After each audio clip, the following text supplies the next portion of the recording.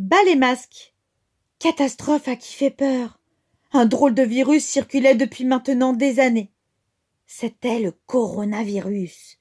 Il se cachait et se faufilait, tel un serpent, et rendait les gens malheureux et méchants.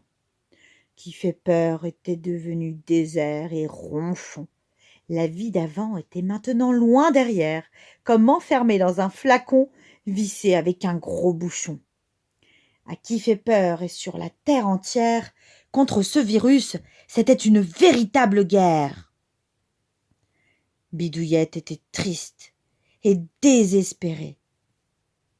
Ce matin-là, en sortant, il arriva quelque chose d'effrayant.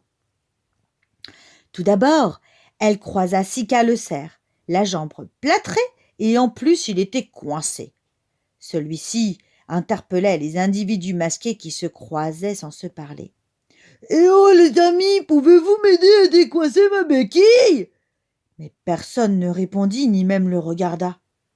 Bidouillette était choquée par tous ses amis apeurés.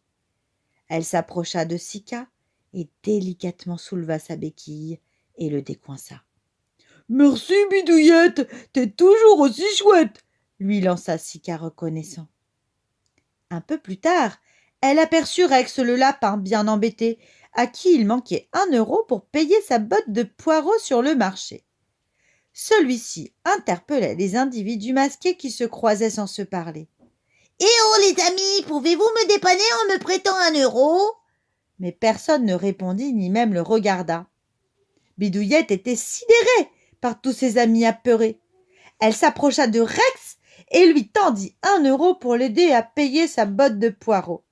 « Merci Bidouillette, t'es toujours aussi chouette !» lui lança Rex reconnaissant. En arrivant à la boulangerie, elle s'inséra dans la longue file. Devant elle, Garou le loup patientait également un peu fébrile, quand tout à coup...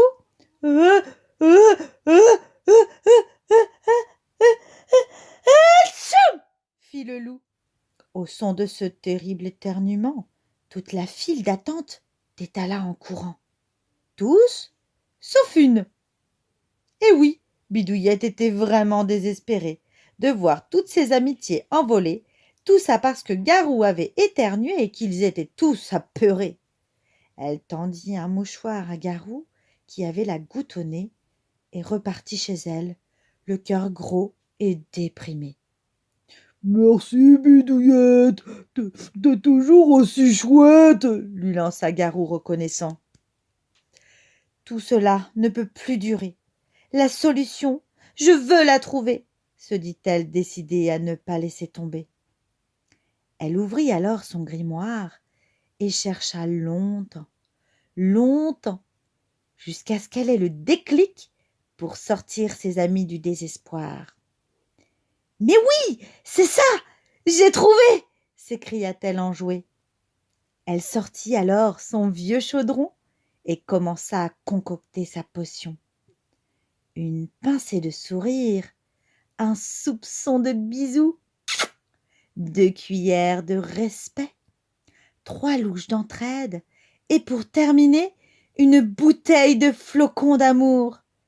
Elle remua le tout et prononça sa formule magique. Abracadabra, bidouilli, bidouilla, le virus disparaîtra. Une étoile filante parcourut le ciel, de délicates clochettes se mirent à tintinabuler, et dans le ciel, le virus tout vert explosa dans un nuage de fumée. Bam! Quelques minutes plus tard, elle entendit du bruit, des rires. Bref, elle entendit à nouveau le son de la vie. Elle s'empressa d'ouvrir sa porte, et quel beau spectacle s'offrait à elle! Tous ses amis, heureux de se retrouver, qui s'embrassaient, s'enlaçaient et dansaient en ribambelle. Et devinez ce que Bidouillette proposa pour fêter l'amitié et la joie de tous se retrouver? Un grand bal masqué!